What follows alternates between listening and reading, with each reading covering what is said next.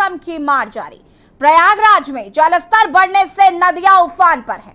नदियों के आसपास रह रहे लोगों के लिए बड़ा खतरा।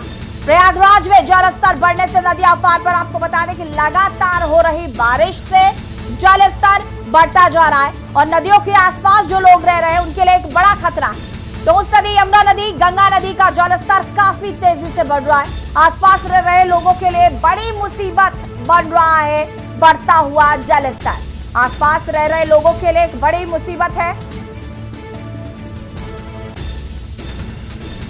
प्रयागराज में जलस्तर बढ़ने से नदियां उफान पर और नदियों के आसपास रह रहे लोगों के लिए एक बड़ा खतरा बन रहा है। ये टोंस नदी, यमुना नदी और गंगा नदी का जलस्तर काफी तेजी से बढ़ रहा है और आसपास जो नदी किनारे लोग रहते हैं उनको काफी समस्याओं का सामना करना पड़ रहा है।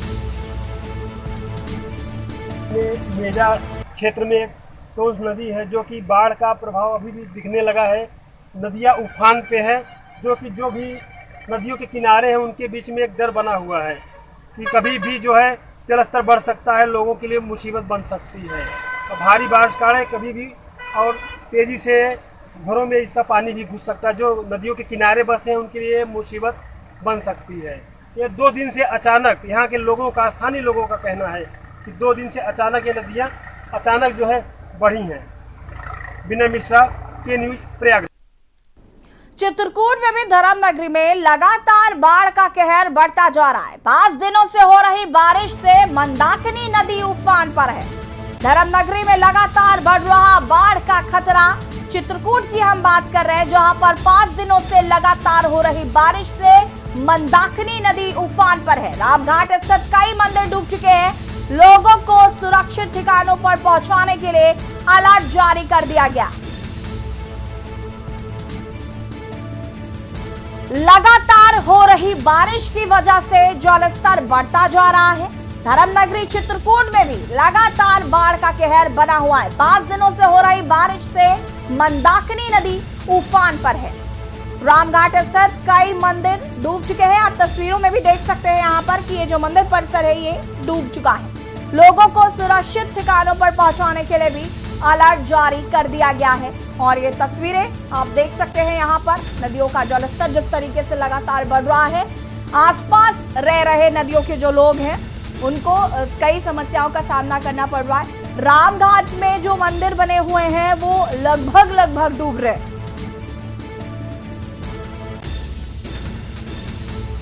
फिलहाल लोगों को सुरक्षित ठिकानों पर पहुंचाने के लिए अलर्ट जारी कर दिया गया।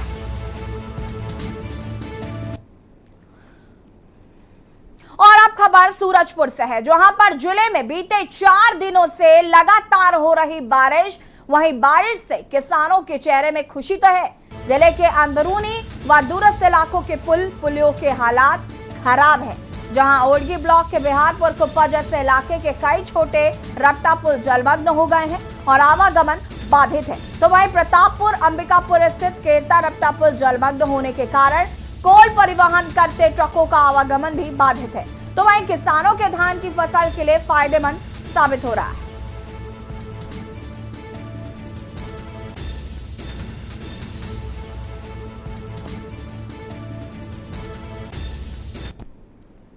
चंद घंटों की हुई बारिश ने पहाड़ी इलाकों से लेकर मैदानी इलाकों में हाहाकार मचा दिया है।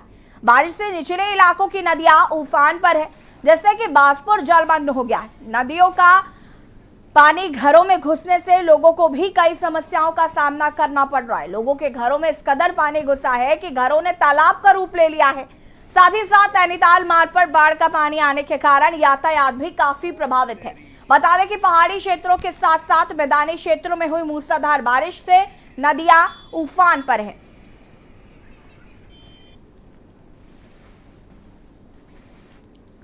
साहिबगंज में गंगा का जलस्तर लगातार बढ़ रहा है। इससे यहां पर बाढ़ की आशंका प्रबल होने लगी है। केंद्रीय जल आयोग की रिपोर्ट के मुताबिक शनिवार की सुबह साहिबगंज में गंगा का जलस्तर चेतावनी रेखा 26.25 मीटर को पार कर गया। शनिवार की सुबह गंगा जलस्तर चेतावनी रेखा से 4 सेंटीमीटर ऊपर बह रहा है। साहिबगंज में गंगा का जलस्तर 27.25 मीटर को खतरे का निशान बताया गया है। अगर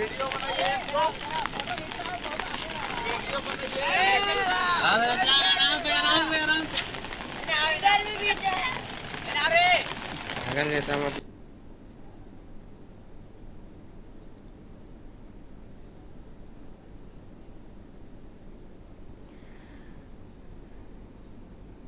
चेतावनी रेखा से ऊपर जलस्तर बढ़ रहा है। बाढ़ की आशंका प्रबल। उत्तराखंड से लेकर उत्तर प्रदेश और हिमाचल से लेकर बिहार तक बाढ़ का कहर देखने को मिल रहा है और लोगों को तमाम तरीके की समस्याओं का सामना करना पड़ रहा है। ज्यादा जानकारी के लिए अलग अलग जिलों से हमारे संवाददाता हमारे साथ जुड़े हुए हैं। प्रयागराज से हमारे संवाददाता राहुल हमारे साथ जुड़े हुए। राहुल, प्रयागराज में जिस तरीके की तस्वीरें देखने को मिली, प्रयागराज में लगातार जलस्तर बढ़ता जा रहा है और जो तटीय इलाकों पे लोग रह रहे हैं, नदी के आसपास जो लोग रह रहे हैं, उनको तमाम तरीके की समस्याओं का सामना करना पड़ रहा है। क्या कुछ जानकारी है इसको लेकर? बता दें कि प्रशासन जो है और शासन जो लगी है, जो नदी के किनारे रहने वाले व्यक्ति हैं और जो वहां से बहुतों दिन से रह रहे हैं, उन्हें जो है दूसरी जगह पलायन करने का व्यवस्था में लगी है। और क्या नाम है, वहां से उन्हें माइक और बाजा जरिए बताया जा रहा है कि अपने अपने सामान और अपने अपने परिवार के साथ क्या नाम है गंगा तट से दूर हो जाएं। कभी भी बाढ़ आ सकती है, कोई भी दुर्घटना घट सकती है। इसके लिए प्रशासन और शासन मुस्तैदी से तैयारी करी है। आपसे ये भी जानना चाहेंगे राहुल की किस तरीके से तैयारियां की गई हैं प्रशासन द्वारा? मैम, बता दिया जाए कि वहां पर जो शासन है वहां पे गाड़ियों की व्यवस्था करी है और क्या नाम है प्रशासन वहां पे लगी हुई है। खुद क्या नाम है गाड़ियों में बैठा करके उन्हें कहीं और पलायन कराने की व्यवस्था में लगी हुई है। रतन हमारे साथ चित्रकूट से जुड़े हुए हैं। रतन, आपसे जानना चाहेंगे, चित्रकूट की अगर हम बात करें तो वहाँ पर तो रामघाट में कई ऐसे मंदिर हैं जो पानी में डूब चुके हैं। तस्वीर काफ़ी ज़्यादा भयावह जो है वो प्रतीत हो रही है और अगर बरसात इसी तरीके से होती रही तो कहीं ना कहीं बहुत मुश्किलों का सामना लोगों को वहाँ पर करना पड़ेगा। ये आपको बता दें, चित्रकूट में मंदाकिनी नदी उफान पर है और यहाँ लगातार जो है जल स्तर बढ़ता जा रहा है, क्योंकि चित्रकूट की मंदाकिनी नदी का जो जलस्तर बढ़ता है उसके लिए जो है मध्य प्रदेश के जो जंगल है और जो पहाड़ है वहाँ पर जब भारी बारिश होती है उसका प्रभाव चित्रकूट की मंदाकिनी नदी पर पड़ता है और लगातार जो है जलस्तर बढ़ता जा रहा है। चित्रकूट के करीब जो है 1 दर्जन से अधिक गाँव जो है जो तीर्थाट क्षेत्र में है वो पूरी तरह से प्रभावित है और यहाँ पर जो है प्रशासन द्वारा जो प्रभावित गांव है वहाँ के लोगों को जो है सुरक्षित ठिकानों पर ले जाया जा रहा है। और इसके अलावा जो है जो मंदाकिनी किनारे जो दुकानें हैं और जो वहाँ पर कस्बे हैं वहाँ पर जिला प्रशासन द्वारा हाई अलर्ट घोषित किया गया है। वहाँ पर लगातार प्रशासनिक अधिकारियों को टीमें लगाकर वहाँ पर लोगों को वहाँ से हटाया जा रहा है कि सुरक्षित स्थानों पर जाए ताकि जो है कोई अपनी घटना ना हो सके। इसके अलावा जो मानिकपुर क्षेत्र है वहाँ के जो बरसाती नाले हैं, नदियाँ हैं, वो जो है उफान पर है और पाटा क्षेत्र के करीब आधा सैकड़ा गाँव का मुख्यालय से संपर्क पूरी तरह कट चुका है। हेलो जी रतन, जिस तरीके से आपने बताया कि लोगों को वहां से निकाला जा रहा है, सुरक्षित स्थान पर भी पहुंचाया जाएगा, लेकिन क्या पहले से तैयारियां की गई थी? ये आपको बताने की जिला प्रशासन द्वारा बाढ़ नियंत्रण के लिए पहले से तैयारियां की गई थी और जिला अधिकारी सुब्रांशु शुक्ला और जो है एसपी अंकित मित्रा समेत जो है पूरे अधिकारी चित्रकूट के बाढ़ प्रभावित इलाकों का लगातार दौरा कर रहे हैं और जो जैसे ही जल स्तर बढ़ना शुरू हुआ था लोगों को जो है लगातार चेतावनी की जा रही थी कि जो है आप सभी लोग जो है अपनी अपनी दुकानों का सामान निकाल लें और सुरक्षित ठिकानों पर पहुंच जाएं ताकि जो है कोई किसी प्रकार की जनहानि ना हो। और लगातार जो है प्रशासनिक अधिकारियों की टीमें जो है क्षेत्र का भ्रमण कर रही है, अभी भी लोगों को अलर्ट कर रही है कि जो है जो बाढ़ प्रभावित क्षेत्र वहां से दूर रहे। जी, जॉनी हमारे साथ सूरजपुर से जुड़े हुए। जॉनी खान, आपसे जानना चाहूंगी मैं, सूरजपुर की अगर हम बात करें तो क्या तस्वीर जो है वो देखने को मिल रही है? पिछले 7 दिनों से लगातार यहाँ पे बारिश हो रही है और मतलब जो अंबिकापुर और प्रतापपुर के बीच जो एक रपटा पड़ता है वहाँ पर वो पूरे तरह से जलमग्न है और वहाँ पे कोल परिवहन पूरी तरह से ठप है। तो वहीं देखा जाए तो जो दूरस्थ इलाके हैं, यहाँ पे बिहारपुर चांदनी का क्षेत्र है, बिहारपुर चांदनी के क्षेत्र में भी क्या संपर्क वहाँ पे लगातार बारिश से वहाँ पे कट रहा है। तो जिससे जो सूरजपुर का जिला प्रशासन है वो अपनी टीम को भेजकर वहाँ पे जो लोगों की जो समस्याएं हैं और जिस बारिश से जो भी जिस तरह से उनको परेशानी हो रही है उसको दूर करने का प्रयास कर रहा है। जी हमारे साथ गोविंद भी झारखंड के साहिबगंज से जुड़े हुए हैं। गोविंद, आपसे जानना चाहेंगे, अगर हम बात करें बाढ़ की तो जल स्तर जो है वो लगातार नदियों का बढ़ता जा रहा है। जो सड़कें हैं वो जलमग्न हो चुकी है, कई कई पर हालात ऐसे हैं कि लोगों के घरों में भी पानी घुस रहा है। किस तरीके से लोग इससे निजात पा रहे हैं? प्रशासन किस तरीके से लोगों की मदद कर पा रहा है? जी मैडम, इस वक्त जो है साहेबगंज में उत्तरवाहिनी गंगा नदी का। गोविंद, आपकी आवाज नहीं आ पा रही है हम तक।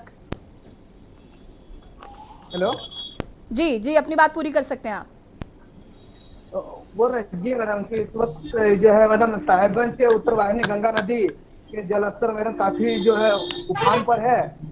जो अधिकतर जो बाढ़ग्रस्त इलाकों में बसे जो लोग हैं उनको जो बेहद जो है परेशानियों का सामना करना पड़ता है।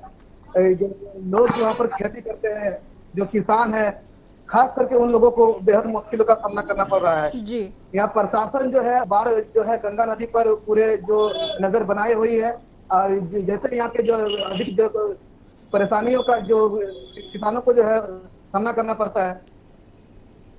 जी जिस तरीके से इस बार देखने को मिल रहा है कि किसान पहले बहुत ज्यादा खुश थे क्योंकि बारिश जो है वो हो रही थी, तो लोगों को लग रहा था कि उनकी फसल को बहुत फायदा होगा। लेकिन उसके बाद जिस तरीके से बाढ़ जैसी स्थिति उत्पन्न होने लगी है गोविंद, लोगों की फसलों को नुकसान हो रहा है, इसको लेकर क्या किसी तरीके के मुआवजे की कोई बात प्रशासन द्वारा कही गई है? किसी तरीके की कोई मदद की बात कही गई है? जी यहाँ जो प्रशासन जो है जब से यहाँ पर जो मतलब बारिश का महीना है और बारिश का महीना में जो रिमझिम बारिश के कारण जो है गंगा नदी का जलस्तर काफी उफान पर है। और प्रशासन जो है शुरू से जो है यहाँ पर नजर बनाए हुए हैं और प्रशासन जो है कई बाढ़ग्रस्त इलाकों का दौरा भी कर रहे हैं और लोगों को अलग रहने की सलाह भी दे रहे हैं, ताकि वो जो मतलब जो है यहाँ के जो हम लोग का उपायुक्त महोदय है उनके द्वारा जो है तरह तरह का अभियान भी चलाया जा रहा है कि जो बाढ़ग्रस्त इलाकों में बसे हुए लोग हैं वो रात को अपने घरों से बाहर नहीं निकले। जी जी रतन, आपसे जानना चाहूंगी मैं, चित्रकूट की अगर हम बात करें तो वहां पर भी कहीं ना कहीं जो ग्रामीण क्षेत्र है वहां पर किसानों को मुश्किलों का सामना करना पड़ रहा है क्योंकि जो फसल है वो डूब रही है और कहीं ना कहीं काफी नुकसान हो रहा है वहां पर लोगों को।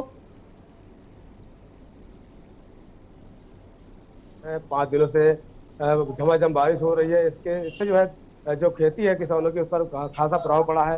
किसानों की जो सब्जियों की फसल थी वो पूरी तरह से जो है बर्बाद हो गई है और इसको लेकर जो है किसान खासा चिंतित है।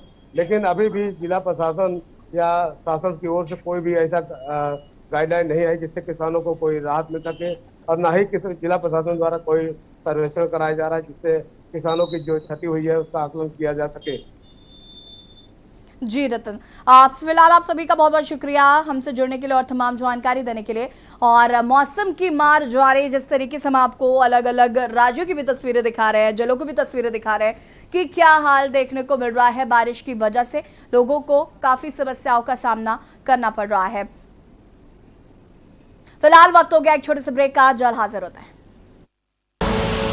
आप देख रहे हैं के न्यूज, खबरों का सारथी। अगर कोरोना महामारी के चलते आपके या आपके किसी जान पहचान के परिवार में कोरोना से मृत्यु हुई है तो आप हिम्मत न हारें। दिल्ली सरकार आपके साथ खड़ी है। कोविड से अपनों को खोने वाले परिवारों के लिए दिल्ली सरकार ने मुख्यमंत्री कोविड-19 परिवार आर्थिक सहायता योजना शुरू की है। इससे आप 2 तरह से सहायता प्राप्त कर सकते हैं। मासिक आर्थिक सहायता, कोविड से जिन्होंने अपने परिवारों में कमाने वालों को खोया है उन्हें हर महीने 2500 रुपए की आर्थिक सहायता दी जाएगी। एक मुश्त सहायता, कोविड में अगर आपके परिवार में किसी की भी मृत्यु हुई है तो आप 50,000 रुपए की एक मुश्त अनुग्रह सहायता राशि पा सकते हैं। विस्तृत जानकारी और आवेदन के लिए आप e-district.delhigovernment.nic.in पर लॉगिन करें। दिल्ली सरकार है आपके साथ। जुबान के लिए उड़ चला गैरों की ज़मीं पर, खुशबू अपने पन की ढूंढता और माटी की ये जुबान, मेरी माटी की ये जुबान है मुझसे दूर मीलों दूर, पर ये दिल है कि चख रहा है उन्हीं अल्फाजों का नूर नूर और नूर। दूर कितना भी जाओ, इस जुबान से दूर ना जा पाओगे। विमल, बोलो जुबान केसरी। आप देख रहे हैं के न्यूज, खबरों का सारथी।